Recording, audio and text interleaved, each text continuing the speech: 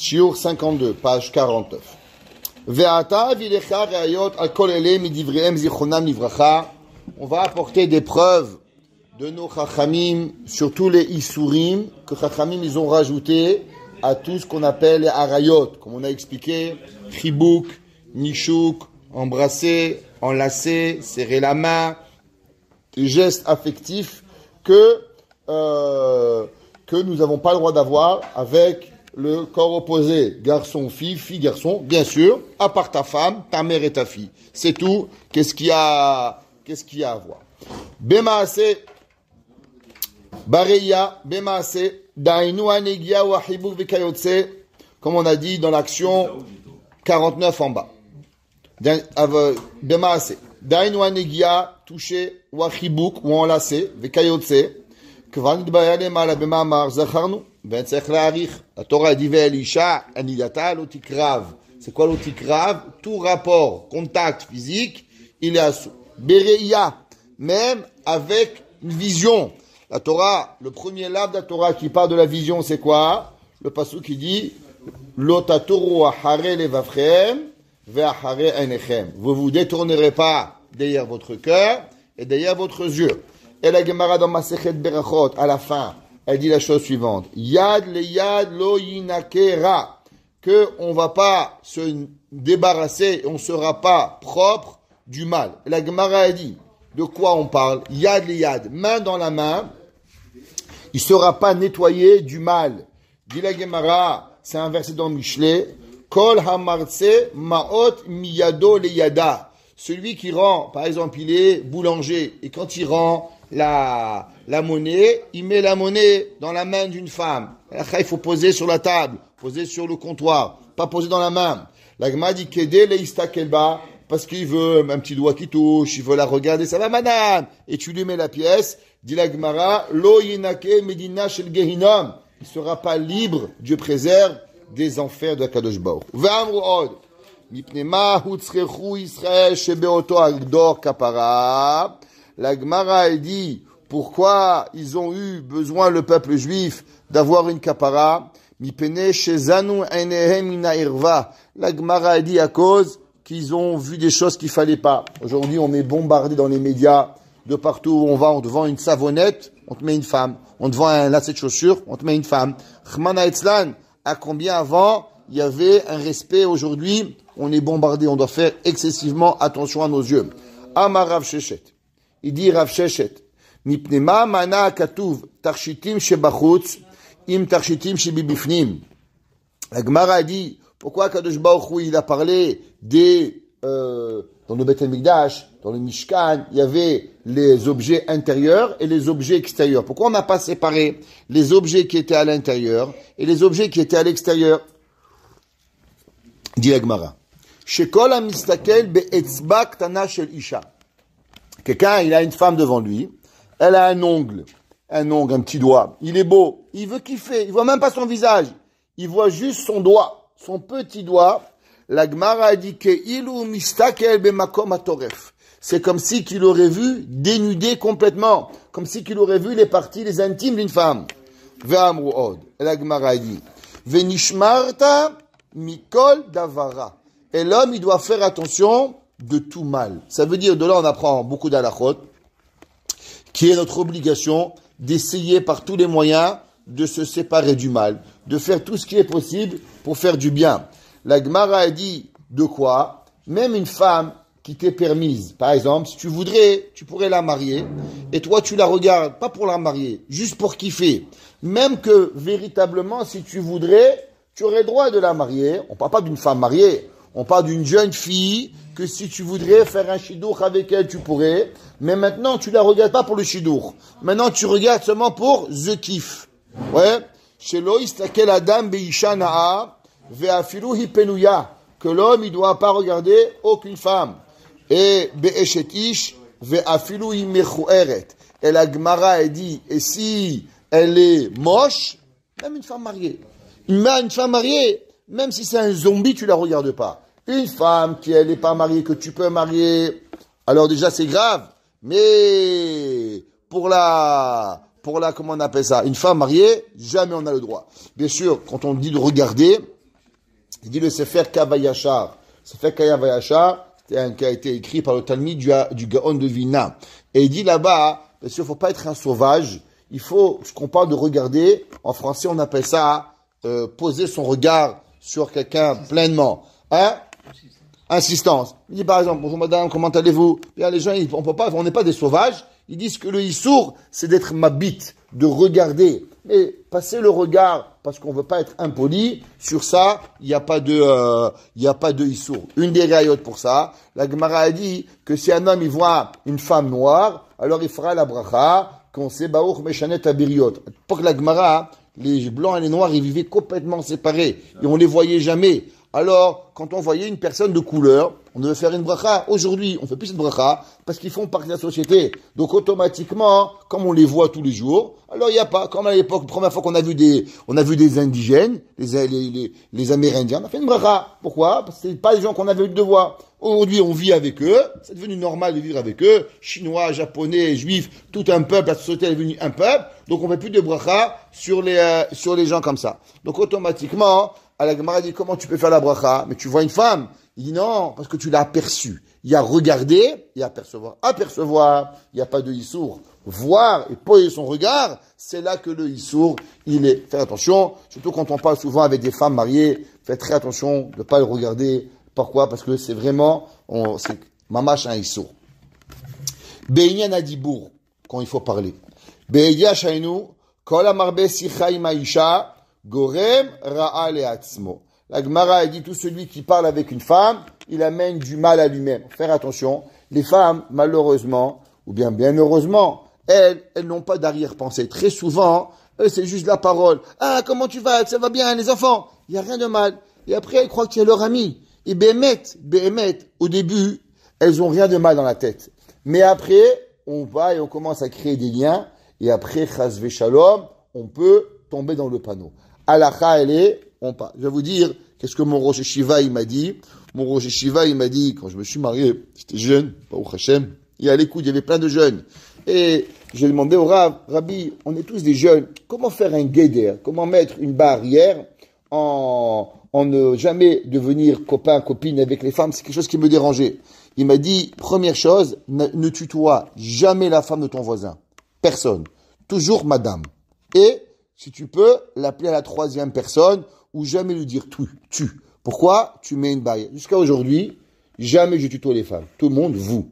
Comment allez-vous? Mes belles-sœurs, comment allez-vous? Pourquoi? Comme ça, il n'y a pas de familiarité. Dès qu'il y a la familiarité, chas v'shalom, on amène de mal. Même dans le dibour, il m'a dit le Rosh Yeshiva, Rav David Shustel, et comment allez-vous Madame Cohen? Comment allez-vous Madame Rahamim? Comment allez-vous Madame Grossman? On met une barrière. Comme ça, c'est clair. On n'est pas ma copine. Je suis pas ton copain et t'es pas ma copine. Et ça s'arrête ici. Un jour, il y avait un monsieur, il mangeait chez moi, il appelle ma femme, il lui a dit tu.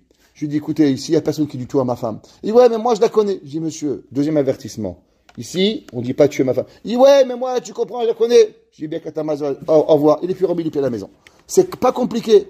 On ne tutoie pas ma femme. Je tutoie pas la tienne, tu tutoies pas la mienne. Ça s'arrête là. Les choses vont être bien passées. Pas méchamment, mais ça doit être direct qui doit être chez nous. Si on veut pas, chas v'shalom, tomber, le dibour, la parole, elle est l'ouverture à tous les mots. Quand on est familiarisé avec les gens, la familiarité, elle nous amène. Quand on met une barrière, bonjour madame, comment allez-vous? Madame, c'est pas ta copine, elle est mariée, elle a des enfants. Si elle est déjà assez grande pour être mariée et avoir des enfants, elle est déjà assez grande pour être, vous voyez, et avoir le kavod qu'on lui donne. On a, à la yeshiva chez nous, les gens, ils savent, quand on parlait. Le photocopieur, il est où le nouveau? Le photocopieur, il est où le nouveau? En bas, je crois. En bas? Oui. Monsieur, il veut... Faire attention au dibour, avoir la parole toujours correctement, et quand on fait attention à sa parole, c'est ça qui nous préserve énormément de ne pas tomber, chas v'shalom, à avoir. Apprenez à toujours mettre une barrière dans votre parole et vous serez sauvé de beaucoup de troubles dans votre vie. Vous savez, généralement, on s'énerve jamais avec quelqu'un qu'on vous voit. On ne peut crier. Vous m'énervez. On dit, dès que tu dis le mot vous, tu te calmes.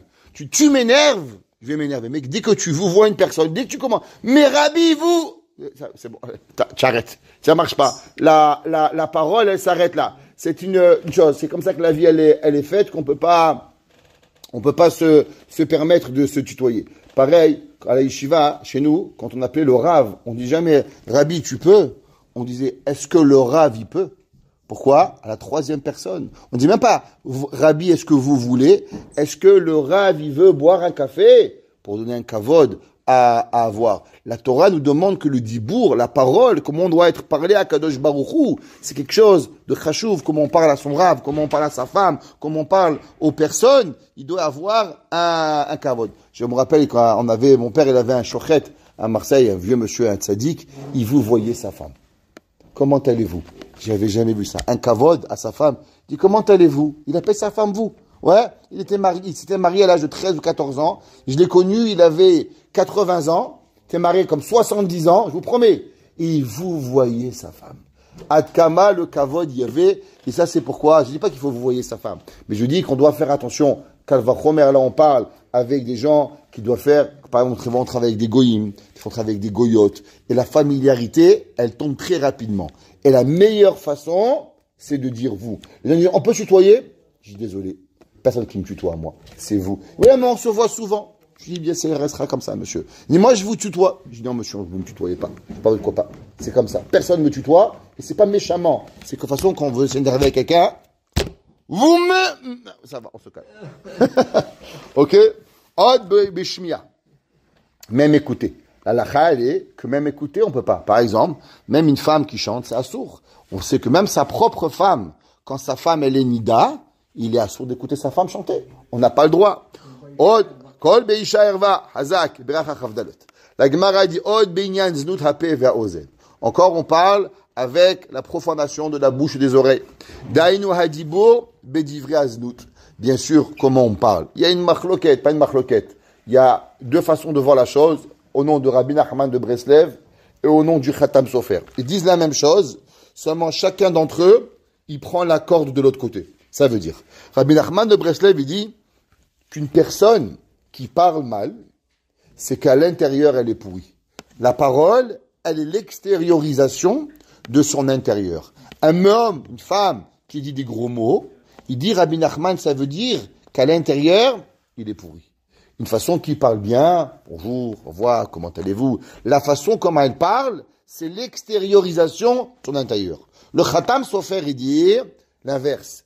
En parlant mal, tu amènes dans toi un poison à devenir mal. Alors il dit c'est pareil. Rabbi Nachman, il dit que quand tu parles, ça veut dire que tu étais mauvais. Et le Khatam Sofer, il dit en parlant mal, tu deviens mauvais. Mais en fin de compte, on est un catch 22 et on est tous pareils. Il faut faire excessivement attention à la parole, de pas dire des gros mots, de pas dire des nivoulpés. Hazak, la Gemara dit combien il est grave. La Gemara dit que même avec sa propre femme, l'homme, il doit avoir de comment parler. La Gemara dit que même une femme qui vit avec son mari, si elle demande à son mari certaines choses avec la bouche, le mari, il a le droit de la divorcer. Pourquoi? Même si elle n'est rien de Avera. Le fait que tu parles mal, déjà, c'est un système preuve de basse classe. Ça donne le droit à un homme de divorcer, et non seulement de la divorcer sans payer la ketouba. Pourquoi? Parce que la bouche, elle nous amène de gravité summum de la Torah. Kvar tzavachnu, la Gemara, elle a déjà écrit dans les Yerushalmi, c'est marqué Velo yire becha ervat davar. Si on traduit le mot littéral, et tu verras pas dans toi la nudité d'avar de quelque chose. Mais le mot davar, il peut dire, si on enlève la ponctuation, davar c'est les mêmes lettres que dibour. Alors la Gemara, elle dit Lo yire becha ervat dibour. Tu n'auras pas de la nudité dans ta bouche. Ça s'appelle la grossièreté. Les gens, ils font des blagues, des blagues grossières. Ah, c'est une blague. C'est pas une blague. C'est pas rigolo. Ça ne se fait pas. Faut faire excessivement attention à ce que l'on dit et comment on parle. V'amru, ba'avot, navlutpe, sarot, mitchachot. La Gemara, deux fois, dans Shabbat, dans Ketubot. Je vous ai dit la Gemara a dit, à cause du péché des grossièretés, alors les malheurs, il se renouvelle dans le peuple juif. Dit la Gemara, un homme qui dit des mauvaises choses, des fois il se demande une question, mais pourquoi il m'arrive? Il prend des baffes, il prend des baffes, il prend des baffes. Mais qu'est-ce que je fais? Tu fais rien, juste tu parles mal. Le fait de parler mal, le fait de dire des choses qu'il faut pas, comme disait ma mère, des mots pareils. Ouais. Hein, le fait de dire des mots qu'il faut pas, ça suffit pour nous amener sur nous des malheurs sans arrêt. Ça amène à l'homme que le mal, il nous attrape, Dieu préserve. Ou Bahouré, sonéhem chez l'Israël metim. Et que malheureusement, comme quoi, les jeunes, on dit au négatif, de nos ennemis, ils meurent, pour pas dire opposés, à combien on doit faire excessivement attention. Souvent, des fois, les gens, ils me disent, glisse un mot. Après, je leur dis, des fois, ils se vexent un peu. Mais je leur dis, écoutez, faire attention comment on parle. Mes oreilles n'ont pas besoin d'écouter ces bêtises-là. Faut faire attention. Ve'amru od. Kol hamen abel piv. La Gemara a dit, tout celui qui dit des mots mal de sa bouche, vous savez ce que Dieu y fait? Chaque mauvais mot, Dieu y creuse une place dans le Gehinam plus profond. 1 mètre, 2 mètres, 10 mètres, Dieu préserve, c'est grave. Ve'amru, akol yodim, on l'avait dit avant-hier, tout le monde sait pourquoi on se marie, mais celui qui en parle, il n'est pas beau. Tout celui qui en parle, il salit sa bouche. Ouais, la Gemara a dit, kol amen abel piv, ve'omro, afilu gezardin shel shiv'im shana, offrim lo lera'a. La Gemara dans Ketubot, et dans Shabbat, elle dit là-bas, que même si il avait fait une mitzvah, écoutez ça, le mec, il avait sauvé une vie de quelqu'un, il avait fait quelque chose d'extraordinaire, Dieu, il avait amené un papier, il dit, viens ici, je lui signe 70 ans de bonheur, richesse, mariage, santé, tout. Le lendemain, il dit un gros mot, on prend tout ça, on jette à la poubelle, et on lui met 70 ans de malheur. Ça veut dire que la parole, elle enlève, Dieu préserve tout le bonheur d'une personne. À combien il faut faire attention? Des fois on cherche un chidour, des fois on cherche un enfant, des fois on cherche la parnassa. Chacun de nous, qui c'est qui a tout? Il n'existe pas un homme sur terre qui a tout. Et on tous on les demande à Kadosh Baruch Hu. S'il te plaît Hachem, donne-moi ça, donne-moi Hachem, donne-moi parnassa, donne-moi santé, donne-moi ma femme, mes enfants. Chacun, qui c'est capable? J'ai pas encore rencontré un homme qui a tout sur terre. J'en ai jamais rencontré. Il y a 7 milliards d'êtres humains, il y a 7 milliards qui râlent. Ça veut dire qu'il y a personne qui a tout. Tu connais un homme qui a tout, toi? Moi, je ne l'ai pas encore trouvé. Il a cherché, c'est marqué, Alexandre le Grand, toute la terre pour trouver l'homme heureux, et il n'a pas trouvé. Il n'existe pas. Alors, on a tous besoin d'Akadosh Baruch Hu. Et si on veut l'aide de Dieu, s'il y a Tadishmaya, qu'est-ce qu'il faut faire? Notre bouche. Attention comment on parle. Jamais dire un mot qu'il ne faut pas. En disant un mot, on détruit tout le canal, le shefa de Akadosh Baruch Hu. Pour comprendre Alpi Kabbalah, pourquoi? Vous savez que ce qui nous relie à Dieu, c'est notre âme. Et comment l'âme, elle s'intériorise? Vous savez qu'on a déjà appris que dans tout dans la vie, il y a ce qu'on appelle la pnimiyut et la chitzoniyut. Il y a ce qu'on appelle la lumière intérieure et la lumière extérieure. Dans tout ce que vous faites, dans la chokhma, dans tout ce que vous voyez un téléphone, il y a l'extérieur et il y a l'utilisation interne du téléphone. Vous voyez votre montre, elle vous donne l'heure, ça c'est ce que vous voyez, et derrière, il y a le moteur qui tourne. Tu vois un pain, ça a l'air un pain. Mais dans le pain, il y a la farine, il y a de l'eau, il y a la levure. Tu vois pas tout ça. Mais il y a un intérieur. Dans tout ce qu'il y a ce qu'on appelle le pnimi et le chitzoni. Dans la Torah aussi, il y a la Torah Shibirtav, c'est le chitzoni. Et la Torah Shebealpé, c'est le pnimi. Et après, tu as le pnimi du pnimi. C'est la Kabbale. Et en tout, c'est comme ça. Il y a. Pareil dans toi, il y a ce qu'on appelle le pnimi et le chitzoni. Comment l'extériorité de la neshama, elle s'extériorise dans l'homme à travers la parole. C'est marqué dans le pasuk, Vayipach be'apav nishmat ruach hayim. Et Dieu, il a soufflé dans l'homme un souffle de vie. Et le Targum Onkelus, il dit, qu'est-ce que ça veut dire ruach hayim, le souffle de la vie? Il dit ruach memalela, le souffle de la parole. La parole, elle est l'âme de la personne. Donc ça veut dire que notre fil conducteur entre nous et Dieu, c'est quoi? C'est la parole. Si tu veux que Dieu il réside dans toi, il faut faire attention à ta parole. La parole, elle est la clé de l'ouverture de l'âme à la personne. Si l'homme il blasphème sa parole, alors il blasphème la connexion avec Akadosh Baruch Hu pour que l'homme il puisse y arriver. Ouais, et la Gemara a dit Ve'afilu od sicha kala Sheben ish le ishto, magidim lo la beshat adin. On va lui dire entre un homme et sa femme. On finira avec une histoire du Chafetz Chaim. Au moins vous aurez une histoire pour lui raconter à Shabbat. Le Chafetz Chaim, il raconte et il dit qu'il y avait un jour, la première fois qu'on a fait une transplantation cardiaque. Alors, on a dit au docteur, voilà, le docteur il est venu, il a préparé son équipe.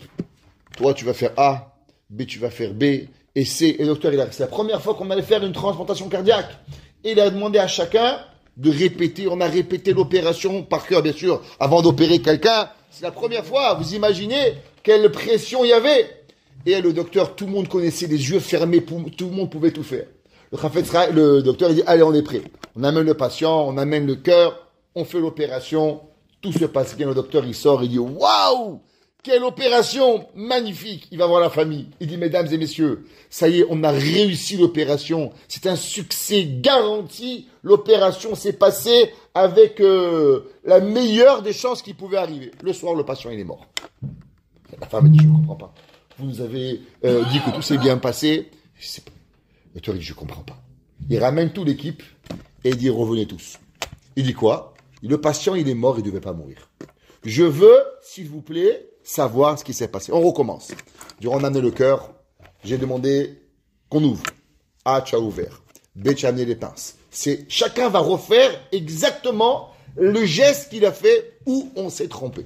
Et chacun répète les 8 heures d'opération. Et on répète. Et au bout d'un moment, le docteur, il dit, là, j'ai demandé qu'on éponge le cœur, il y avait trop de sang. Et il dit, Sylvain, éponge. Et là, Sylvain, il devient blanc. Il dit, qu'est-ce qui se passe? Il dit, ben là, je vais vous dire. Au moment où on m'avait demandé de prendre un tissu pour nettoyer le cœur, eh ben le tissu est tombé par terre. Et là, sans faire exprès, j'ai récupéré le tissu, mais j'ai pas fait attention que quand le tissu est tombé par terre, j'ai pas récupéré le tissu. J'ai récupéré la serpillière. Et j'ai nettoyé le cœur avec la serpillière. Il dit, mais Yatipèche, tu as tué le patient, un patient à cœur ouvert, et tu lui mets une serpillière dans le cœur, mais tu lui as mis le microbe, c'est sûr qu'il est mort. Il dit, le Chafetz Chaim, c'est pareil. L'homme, il se lève le matin, 6 heures du matin. Il fait sa douche, il va au mikvé, il fait ses cheveux, il fait shacharit, il va toute la journée, il prie à Kadosh Baruch Hu, il fait les kavanot du rachach, il a répété 50 fois, il a appris toute la journée comment il va faire shacharit. Il s'est préparé au top de sa vie pour faire shacharit, pour demander à Dieu un chidour, pour demander à Dieu la parnassa, pour demander à Dieu les enfants. Il a préparé, ça fait des années, cette fille-là. La Rive Kippour, Rosh Hashanah. Toute l'année, on se prépare au Moussaf de Yom HaKippourim. Il s'est tout préparé. Et la veille de Yom Kippour, il dit un gros mot. Le jour de Kippour, il dit un gros mot. Et après, il dit, mais je comprends pas. Pourquoi il est mort, le patient? Pourquoi? Il dit, mais je comprends pas. La bouche avec quoi tu as parlé, tu l'as mis avec une serpillière. Est-ce que tu crois qu'avec la serpillière, tu vas pouvoir nettoyer et y arriver? Il dit, le Chafetz Chaim, c'est ça que l'homme, il doit savoir. Souvent, l'homme, il se demande, mais pourquoi tu ne réponds pas? Il dit, bien sûr, parce qu'il y a un microbe. Et le microbe, c'est quoi? Le microbe, c'est les gros mots. Les microbes, c'est le lachon hara. Les microbes, c'est le mal que nous utilisions dans notre bouche. Alors, automatiquement, la personne, elle va être punie. Et il dit le terminer, il dit que c'est pas seulement à ceux qui parlent, et il dit, ou beigner la chimia, et il dit, malheureusement, ce que l'on ne sait pas. Tu veux aller en enfer, toi? Tu veux brûler? Brûle, ça me dérange pas ce que tu fais avec ta vie. Mais malheureusement, vous savez quoi? Quand nous écoutons des mauvaises paroles, non seulement celui qui parle, il est puni, mais même celui qui écoute, alors automatiquement il est puni. À combien est notre devoir de s'asseoir et d'être avec des gens qui font attention à leur bouche, pas parler mal, être bon, faire attention, et que de façon à ce que notre bouche, nos oreilles sont propres pour écouter la Torah d'Akadosh Baruch Hu. Baruch Hana Leolam. Amen ve Amen.